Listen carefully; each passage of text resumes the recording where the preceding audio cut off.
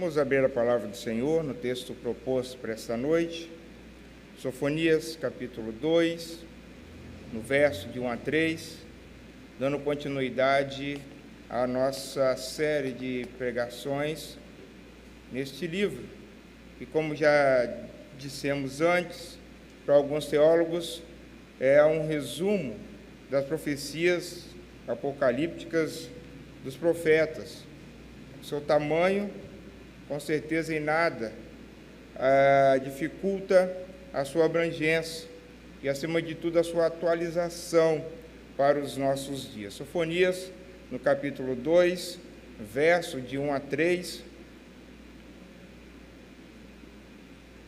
onde nós vamos meditar sobre o chamado de Deus ao arrependimento do seu povo.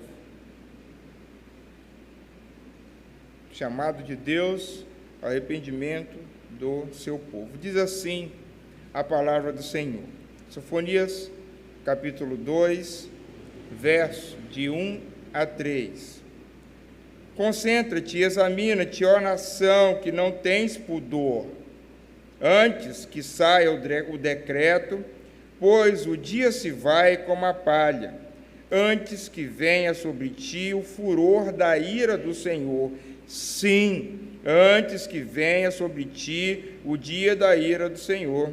Buscai o Senhor, vós todos os mansos da terra, que cumpris o seu juízo. Buscai a justiça, buscai a mansidão. Porventura lograreis esconder-vos no dia da ira do Senhor. Senhor nosso Deus, nos abençoe. A nossa irmã já orou. Eu tenho certeza que o Senhor Deus tem ouvido as nossas orações. Nós vamos ver nesta mensagem de Sofonias, do capítulo 2, do verso de 1 a 3, um chamado de Deus à conversão de um povo rebelde. Essa mensagem, como já temos afirmado, de Sofonias, foi dirigida a um povo que Deus escolheu, conforme Deuteronômio, capítulo 7, o capítulo 7, na sua grande inteireza, e Deus fala ali que escolheu o povo de Israel porque era ele, não porque ele era maior, não porque era melhor, e sim porque dentre todos era o que menos se destacava. E Deus, para mostrar favor, escolheu o povo. Entretanto, a gente já sabe isso, que o povo perdeu aquilo que nós já lemos hoje na palavra, que é a sua retidão e a sua função de servir a Deus, vindo a cair em pecados e delitos. Para isso, todas as vezes que o povo errava, e até hoje continua errando, o Senhor Deus levantou os seus profetas, com o fim de mostrar que Deus não está morto, na verdade nunca esteve, mas para que as pessoas soubessem, pela pregação e da palavra do próprio Deus, como Sofonias já nos informa no verso 1, palavra do Senhor que veio então ao profeta, e esse disse ao povo, e aqui no caso Judá e Jerusalém, que por vontade deles, é claro, preferiram então a esquecer do Senhor, procurar outros deuses, talvez uma forma mais pessoal de culto, uma religião que lhes fosse mais convincente à mente, ou que lhes deixasse, então, mais confortáveis com suas práticas de pecado.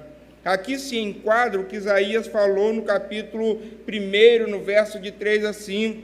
Lá a denúncia, que é o curso da reforma de Sofonias, que não foi radical, era de que o boi conhecia a voz do seu possuidor, o jumento, a manjedoura do seu dono.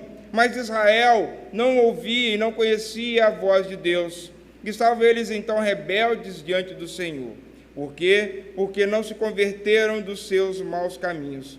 E essa conversão, que não foi radical em Sofonias, gerou para o povo 70 anos de cativeiro babilônico, onde Deus, em Jeremias capítulo 29, verso 11 a 13, afirmou que aquelas pessoas que não se converteram dos seus maus caminhos passariam ali momentos ruins de sofrimento. Entretanto, haveria um tempo de restauração. Logo, eu e vocês sabemos que a intenção nossa de todos os dias, de ser confrontado com as Escrituras, é de encontrar graça diante de Deus e encontrar aonde está a nossa falha e diante de Deus também pedir perdão, voltar atrás, para que caminhemos em santidade para a frente, para que o mal que a justiça de Deus traz sobre aqueles que se voltam contra o Senhor não nos acompanhe. Não nos acompanhe, porque a igreja de Cristo é uma igreja santa, ela foi chamada para a santidade. Efésios capítulo 1, bem lembrado hoje pela manhã, diz que nós fomos chamados para sermos como Cristo, a imagem e semelhança de Jesus em santidade. Por isso, que ser cristão, assim como como é a intenção da mensagem de Sofonias, requer uma volta constante e diária ao Deus que redimiu a sua e a minha vida, porque senão cairemos no mesmo engodo do povo de Judá e Jerusalém do tempo de Sofonias. Vamos confiar no nosso trabalho. Eu tenho força, tenho dinheiro, eu posso ir e vir, eu vou criar um Deus para mim, um Deus que eu mesmo sustente, um Deus que eu mesmo mande, um Deus que eu mesmo faça exigências. Diante do Deus de Israel, Yahvé, eles falavam, olha, Deus não faz nem bem nem mal. E a gente vai ver hoje que Deus faz sim, bem e também faz mal. Esse evangelho, água com açúcar, que chegou para muitos de nós, tem trazido um desserviço, porque nós não conseguimos mais enxergar um Deus que ao mesmo tempo traz justiça e amor. Traz justiça e amor. Deus está fazendo justiça nos nossos dias. Nós precisamos, de fato, conhecer o Deus que, ora, nós estamos servindo.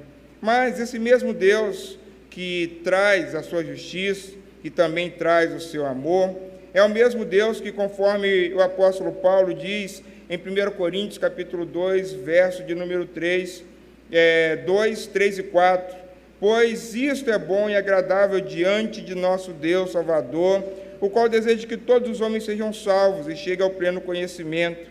Também, continuando, a própria Escritura diz, o Senhor não retarda a sua promessa, ainda que alguns a tenham por tardia, porém é longânima para conosco, nós que cremos, que ninguém se pereça, senão todos venham a se arrepender. 1 Pedro, capítulo 3, verso de número 9.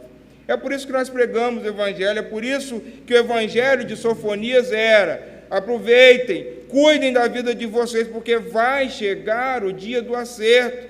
E quem sabe, se vocês voltarem dos seus maus caminhos, Deus abençoe vocês no dia da ira.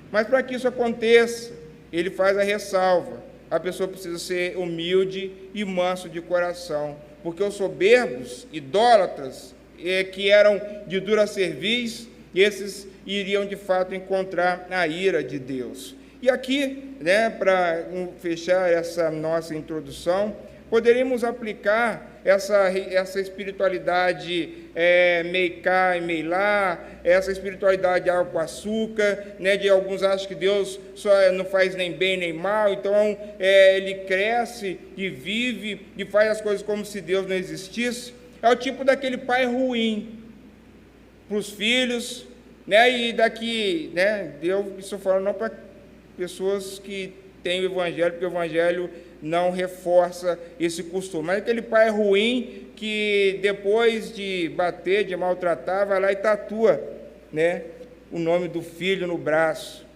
Ou então aquele filho rebelde, aquela filha que só Deus vai tomar conta, aí domingo que vem vai postar no Facebook: Feliz Dia das Mães, minha rainha, você é minha deusa, meu amor.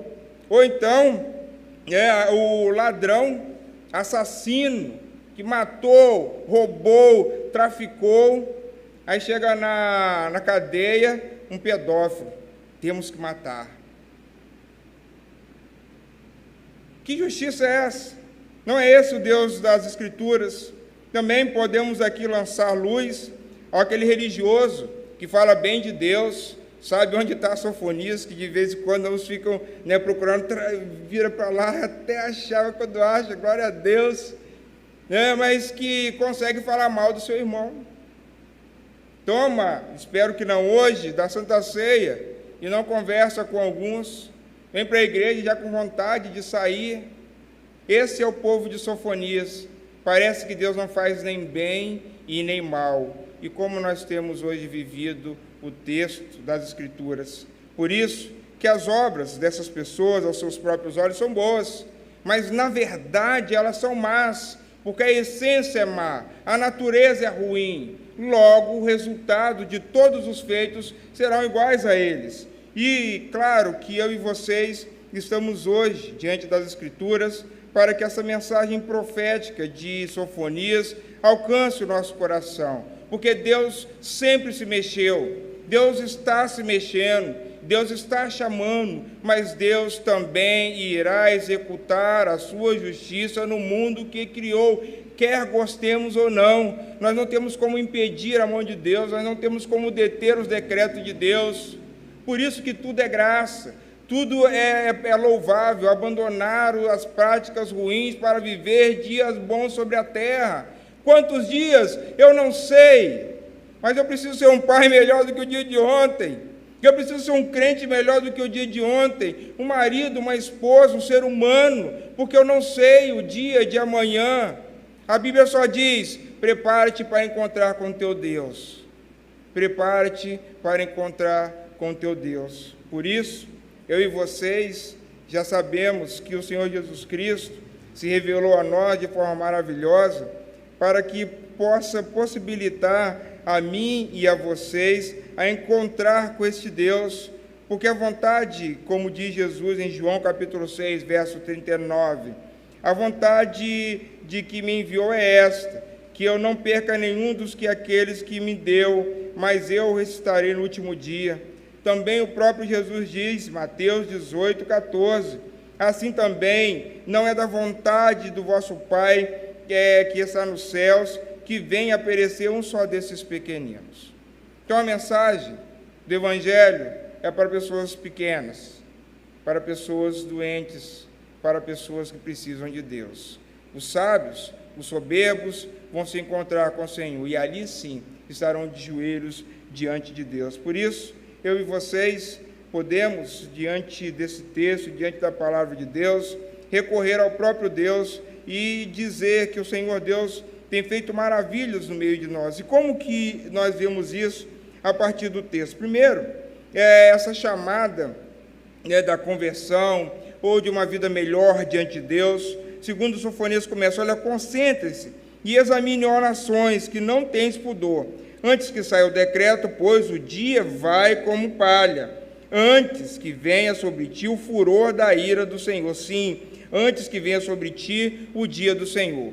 Primeiro, esse exame, essa reunião, nesse versículo 1 e 2, ele é um pouco difícil de se entender, mas é como se aquela pessoa que trabalha na fazenda e junta um monte de palha.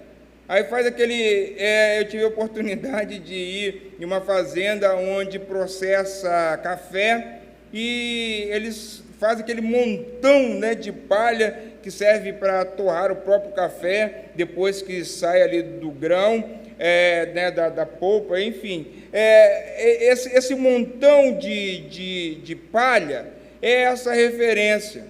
Mas essa palha que o texto quer nos dizer eram as pessoas que, sem pudor, e aqui entenda-se sem desejo por santidade, eram palhas duras, eram pessoas soberbas, que no coração, mesmo não sendo nada, pensavam ser alguma coisa. E Deus então fala por meio do profeta: ajuntem-se vocês que pensam ser alguma coisa, mas não são, porque o dia do Senhor está perto.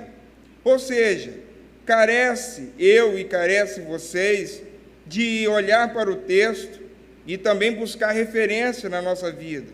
A nação era despudorada, era uma nação rebelde, e Deus faz o quê? Chama eles a uma análise. Não é só aquela análise, deixa eu ver se qual é o meu grau de estima diante de Deus. Não, é um exame severo da prática, da palavra e do coração. Para quê? Para que não aconteça no que o capítulo 1, verso 5 diz, que aqueles homens e aquelas mulheres, a começar de os príncipes, né, e os reis, adoravam a outros deuses, e até mesmo escondidos no sótão da casa. Era como se eles estivessem, era isso mesmo, né? Uma vida dupla. Eram agentes espirituais secretos, que se envolviam com vários deuses, que Deus já tinha dito ser pagãos, e agora, sendo povo de Deus, adorava outros deuses. Que vida infernal! Que vida infernal! Talvez desejando o Deus de Israel, mas não conseguindo se livrar dos deuses pagãos. Por quê? Faltava-lhes sinceridade, faltava-lhes vontade. Mas Deus continua dizendo aos seus profetas para dizer aos homens: chame eles, então, ao cerne da coisa. E qual que é? É o exame. Ao exame. Nós temos condições espirituais, temos condições reveladas de olhar ouvir o que falamos, ver as práticas que fazemos e ponderar: Senhor, o Senhor tem se alegrado da minha vida com o que eu estou fazendo? Esse é o chamado para nós hoje. Senhor, o Senhor tem se alegrado? Ou, voltar à pergunta do presbítero, ela diz: qual Deus nós temos servido?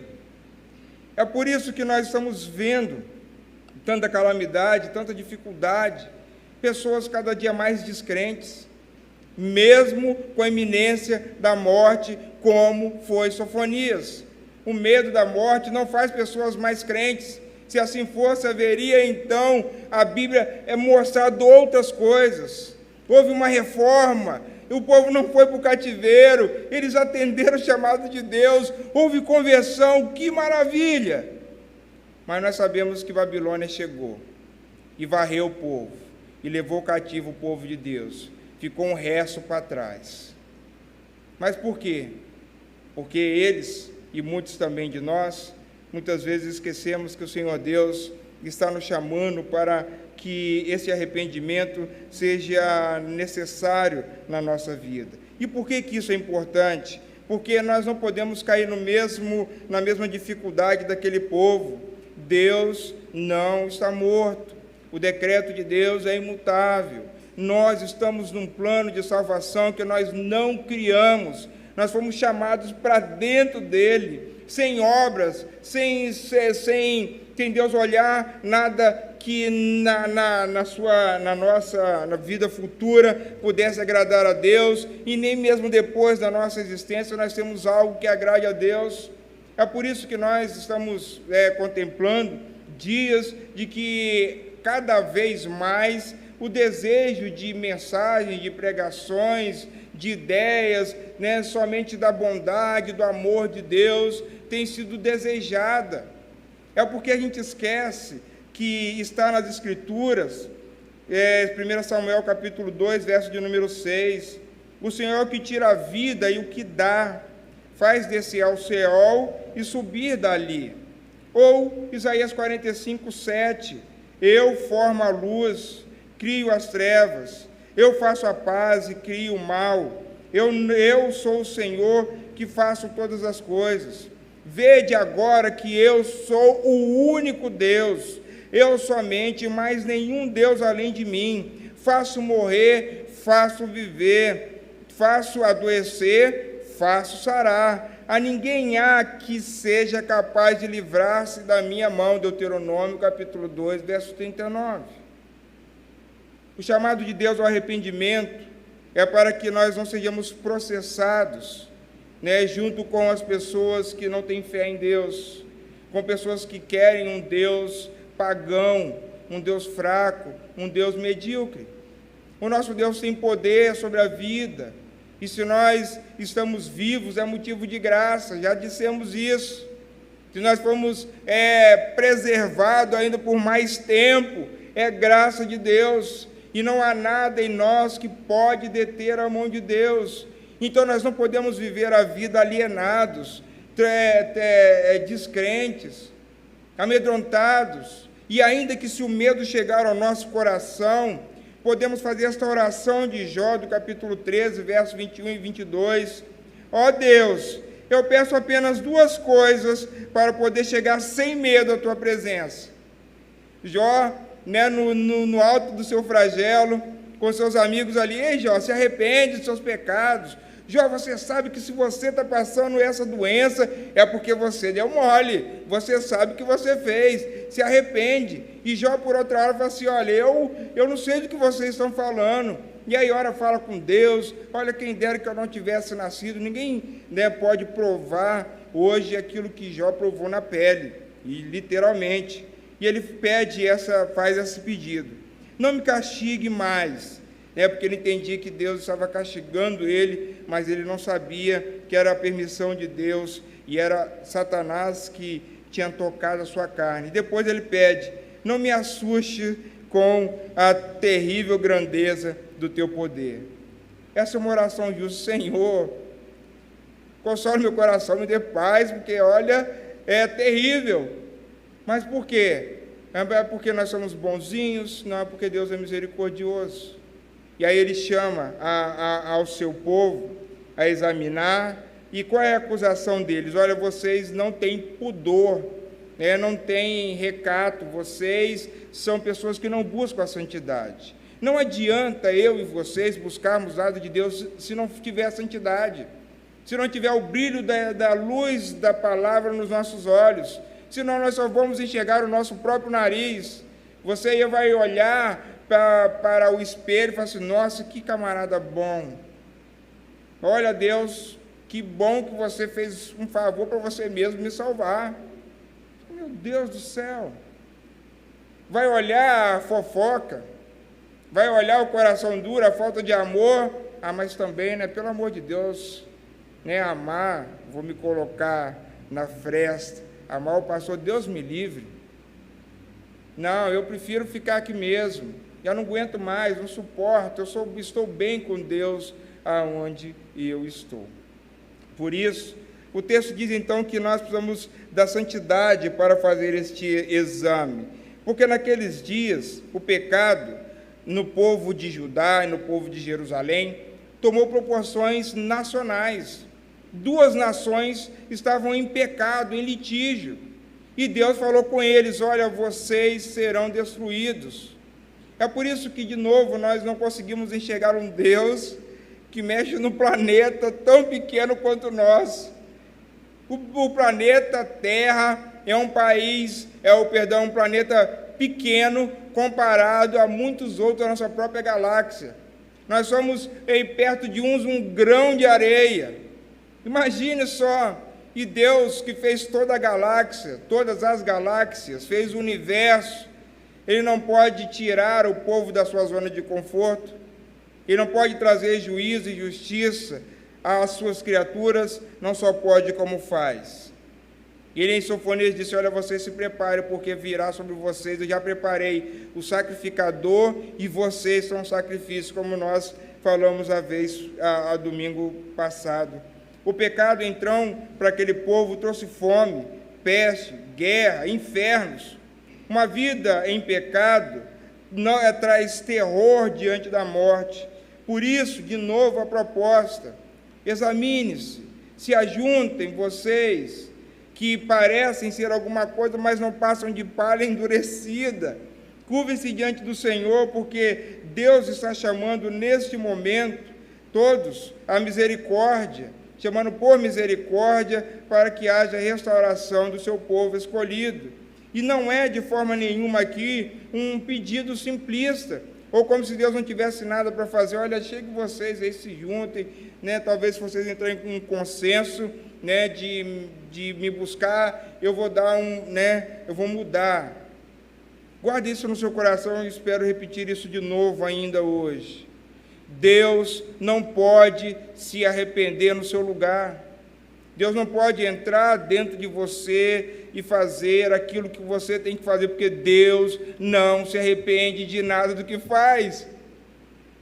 A pessoa fala assim, vou ficar aqui, quieto, morrendo, asfixiado, né, na minha baixa espiritualidade, ficar vivendo aqui com a minha simplicidade, eu estou com outros deuses no meu coração, eu estou apático, assim, eu vou ficar aqui e eu vou morrer em paz com Deus, até que Deus então se coloque na minha alma e então fala com a minha boca, assim, eu me arrependo. Deus não pode fazer isso, porque Deus não se arrepende de nada do que faz. Querer que Deus faça isso no seu e no meu lugar é querer que Deus peque. Deus não vai jamais pecar, Ele não pode ir contra si mesmo. Mas Ele chama, Ele tem o Deus Espírito dentro de nós, que nos redime, que nos convence do pecado. Você está errado. Quando você abre as Escrituras e olha assim, olha, esse daí sou eu, esse Judas aí sou eu. Esse Simão que está negando a Jesus, sou eu. Olha, esse aí que está querendo perseguir a igreja, sou eu. Olha, esse homem aí da igreja de 2 a João, sou eu. Sou eu. E o que eu faço? Vou continuar na prática do pecado? Não, Senhor, tenha misericórdia de mim, porque eu sei o final de Judas.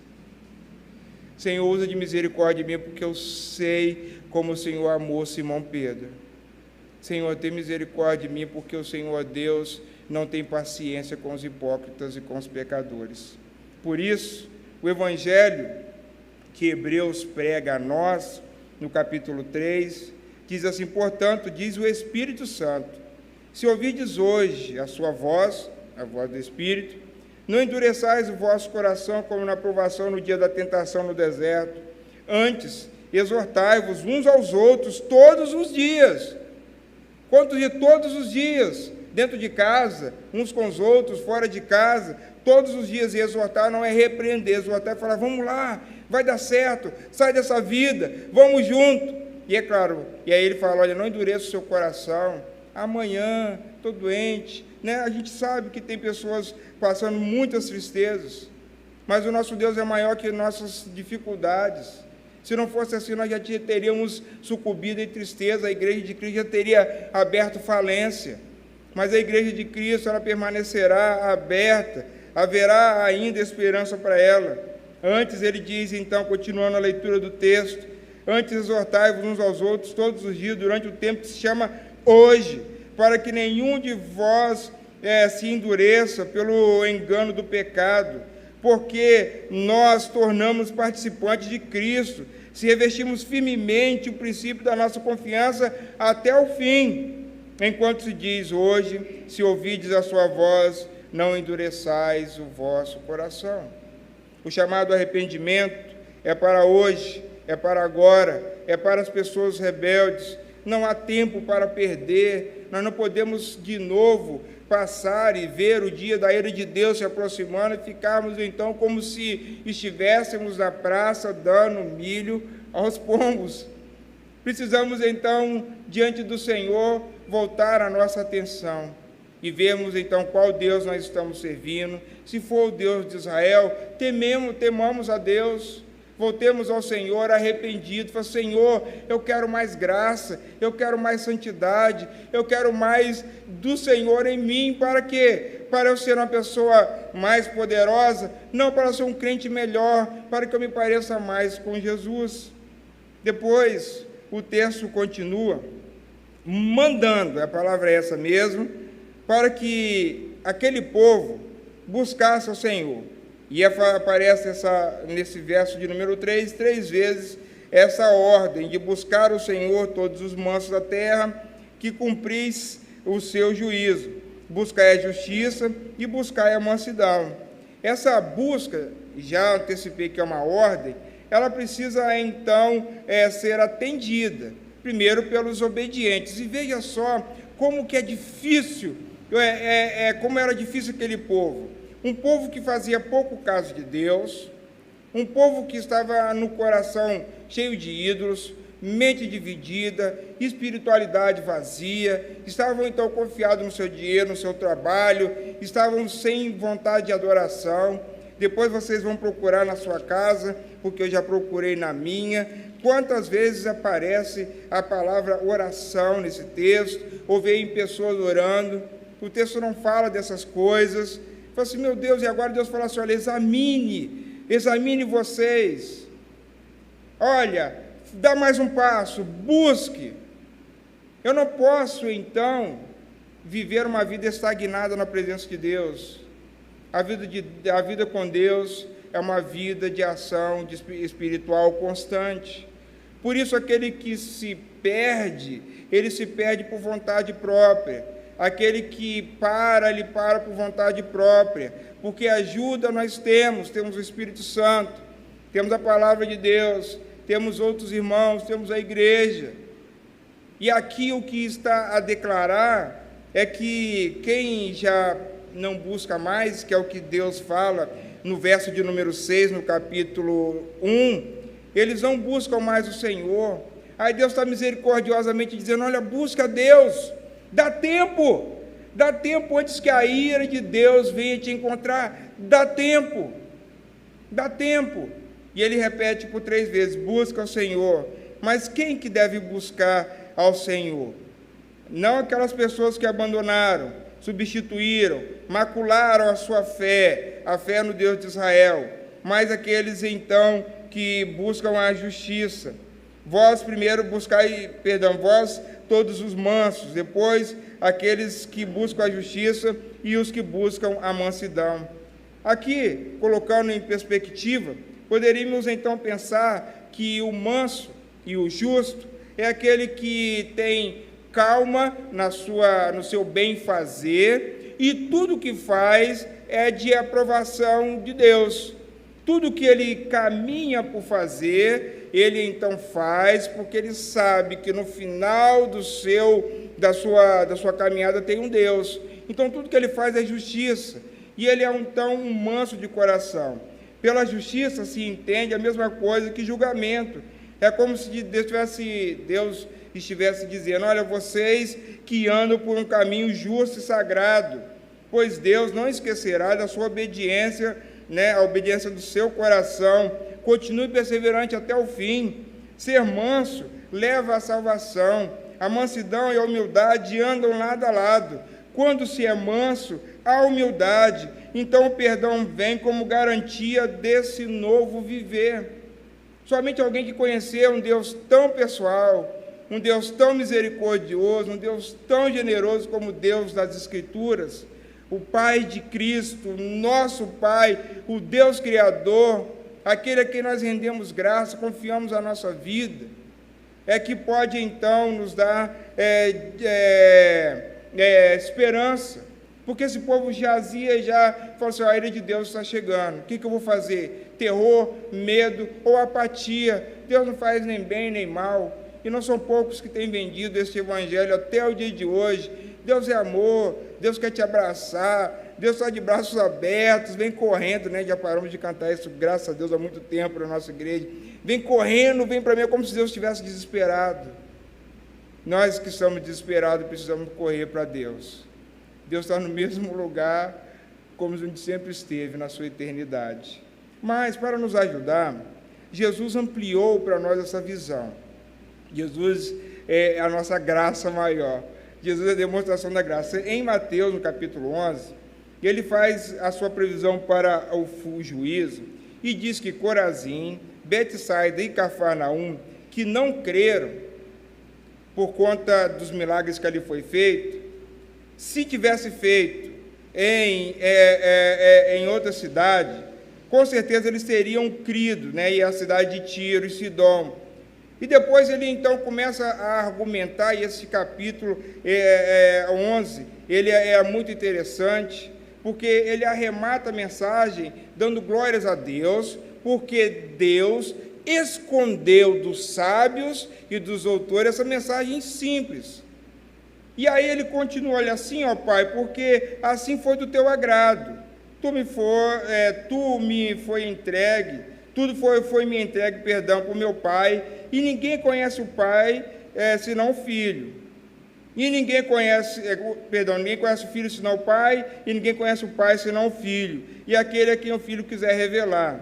Aí ele coloca: vinde a mim todos que estáis cansados e sobrecarregados, e eu vos aliviarei. Tomarei sobre vós o meu jugo e aprendei de mim, porque sou manso e humilde de coração, e achareis descanso para a vossa alma. Cristo não é iracundo, não é um Deus ruim. Como pode, pensa você, porque eu já fiz esse exercício, um Deus humilde? Jesus é um Deus humilde, um Deus humilde. E não só isso, ele é um Deus manso. Como que pode um Deus manso e humilde ao mesmo tempo, que chama-nos ao arrependimento pessoas indignas, que dá a sua vida por pessoas que não mereciam?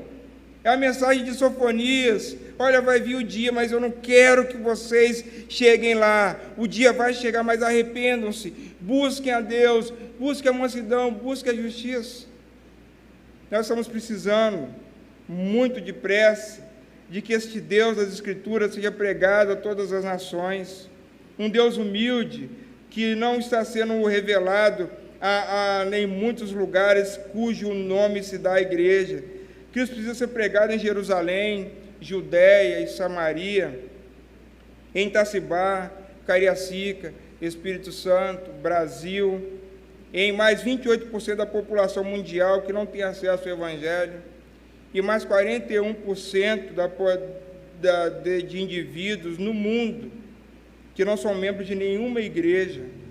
Talvez melhorar isso em número: dos 16.300 povos, 6.500 não conhecem a Deus. A gente precisa pregar esse Deus humilde a todas as nações, porque só tem se pregado mal e porcamente o Deus da ira, mas Deus está chamando pessoas ao arrependimento até o dia de hoje. Eu não posso ficar quieto, nem eu, nem vocês, nem a Igreja de Cristo, diante da revelação das Escrituras. A ira de Deus é certa, todos nós vamos encontrar com Deus, e a pergunta é: como você vai se encontrar com seu Deus? Com uma palha erigida, com pescoço duro, de dura cerviz, ou como um servo que se abaixa de joelhos e beija os pés do seu Senhor? E a Bíblia diz: humilhai-vos, pois, diante de Deus, e Ele te exaltará. Como pode um Deus humilde, um Deus manso, que ao mesmo tempo está procurando reconciliar com o seu povo todo o tempo, Nós não merecemos o que temos, mas o que temos é porque Cristo nos deu. Talvez algum homem pode um dia pensar, que Deus está, e já caminhando aí para um final, que Deus está mudando a sua forma. Deus nunca mudou. Deus sempre teve um povo. Deus está chamando a mim e a vocês, no tempo da calamidade, como era a iminência dos dias de Sofonias, para o encontro maior e melhor. Porque os mansos têm promessa de vida eterna, os mansos se parecem com Cristo, os humildes igualmente. Mas veja só se não é algo a se pensar. Jesus Cristo falando em Mateus capítulo 6, busquem, pois, em primeiro lugar o reino de Deus e a sua justiça, e todas as coisas vos serão acrescentadas. Olha a relação que Cristo faz. E eu e vocês sabemos que o capítulo 6 de Mateus, ele fala de ansiedade. Não andeis ansiosos por coisa alguma, pelo que haveis de vestir, pelo que haveis de comer, pelo que haveis de beber. Porque ele diz que quem cogita dessas coisas são os ímpios. São pessoas que estão preocupadas com Deus, que não pode prover nada para o futuro. E veja que a justiça e a humildade devem estar no coração daquele que confia em Deus, igual era a proposta de Sofonias. Deus está chamando a eu e a vocês a meditarmos em um Deus que pode dar-nos sustento e graça. Nós não temos um Deus que brinca com as coisas e nem com a nossa vida. Nós temos um Deus verdadeiro. É por isso que nós estamos vivendo tempos de ansiedades, tempos de depressão severa, pânico. Primeiro, por causa da desinformação do Evangelho. omitido, de um Deus iracundo, de um Deus da mensagem de Jonas: olha, Deus vai destruir vocês daqui a algum tempo. Ou Deus da mensagem de Naum: Deus está irado contra vocês.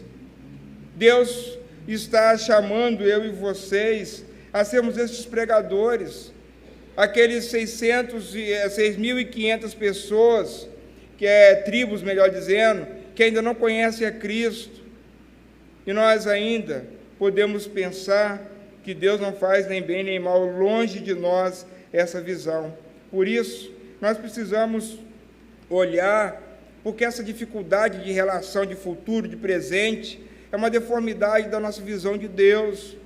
Deus sim faz bem e Deus sim faz esse mal, mas não mal como nós sabemos, né? Esse mal que é pecaminoso. Mas um exemplo do que Deus faz aos nossos olhos foi terrível: os irmãos de José terem vendido ele ao Egito. Jogaram o irmão no buraco. Vai morrer aí. Uns queriam matar, outros por misericórdia, vou jogar no buraco, vamos embora. E a água? E a comida? Vamos embora, todo mundo. Deixa ele aí.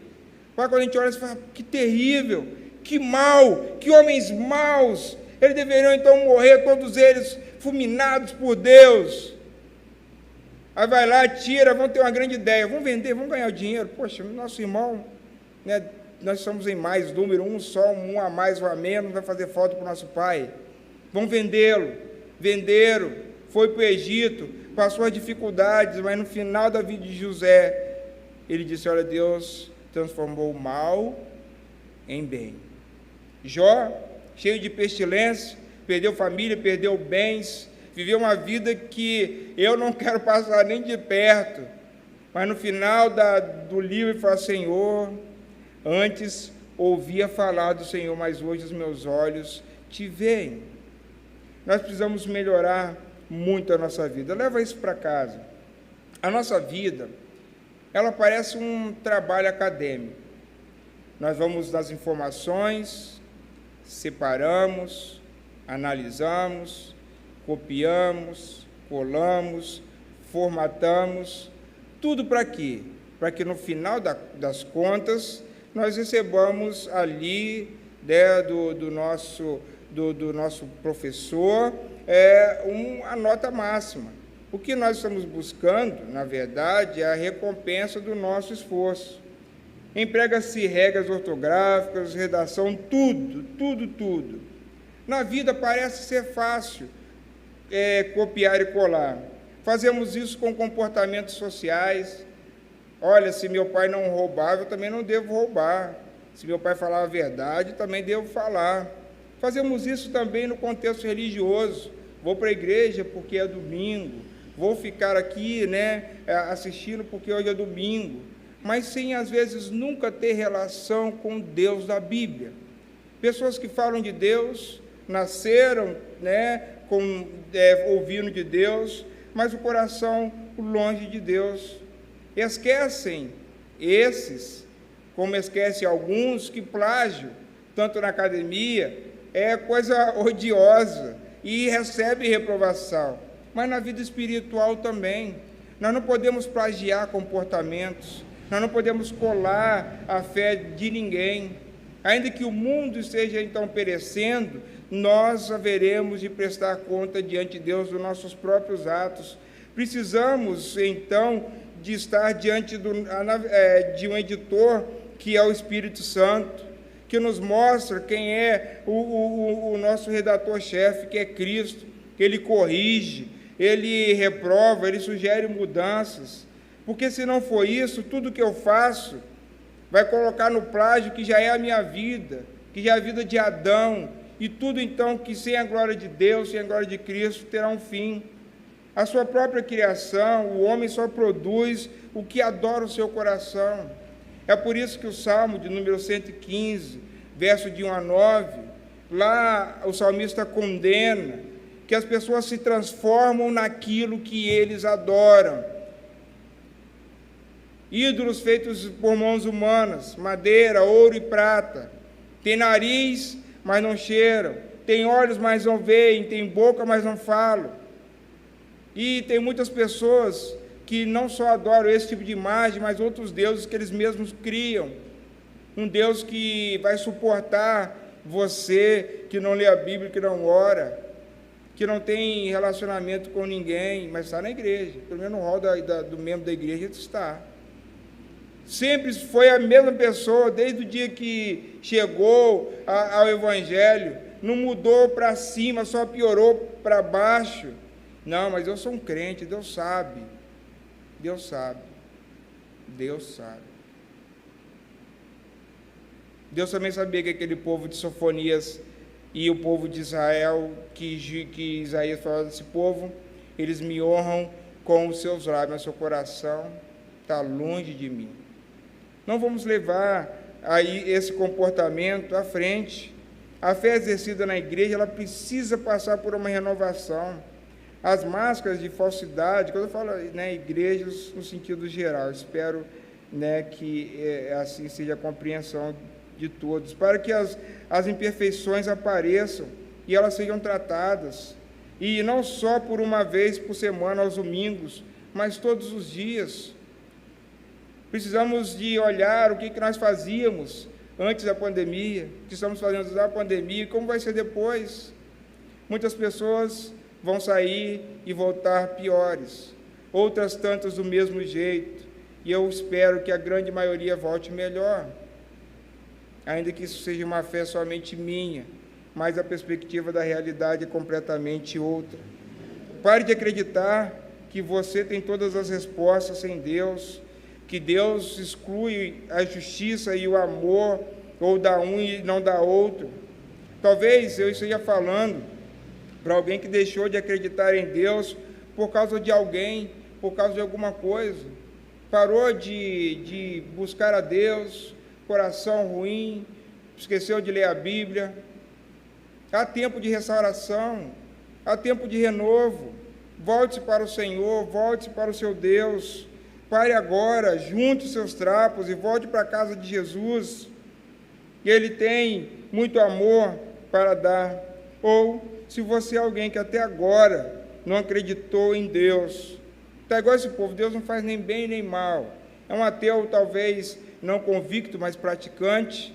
Ou então alguém que acha que o ser religioso vai te levar a algum lugar. Cuidado, porque isso não vai poder te salvar. Deus está atento, chamando, o Evangelho está sendo anunciado. Não endureça o seu coração, para que o dia da ira não venha sobre você com fervente poder de Deus, mas sim com a graça em Cristo Jesus.